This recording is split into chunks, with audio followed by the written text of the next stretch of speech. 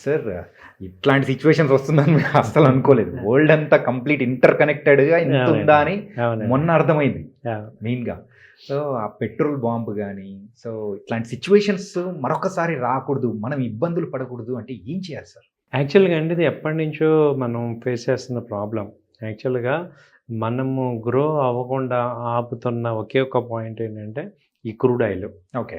So, మనం crude oil వచ్చి దాదాపు మన యొక్క ఫారెన్ రిజర్వ్స్‌లో మనం ఇప్పుడు వరల్డ్‌లో fifth largest importer, fourth largest importer of crude oil. Okay. So, అలాగే గోల్డ్ ఒకటి, క్రూడ్ ఆయిల్ ఒకటి. మన దగ్గర ఏంటంటే ఇవి ప్రొడక్షన్ లేదు.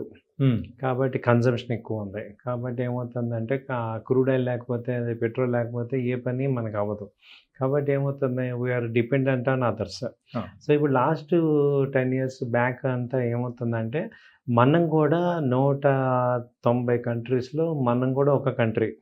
కాబట్టి అలా నడిచిపోయింది. హ్మ్. ఇప్పుడేమైంది, మనం టాప్ 10లో ఉన్నాం.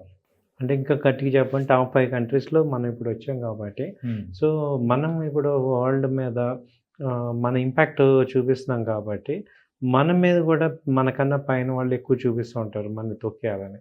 మనకి వీక్‌నెస్ ఉన్న ఒకే ఒక ఏరియా ఏంటంటే క్రూడ్ ఆయిల్, హ్మ్. ఈ గోల్డ్. ఓకే.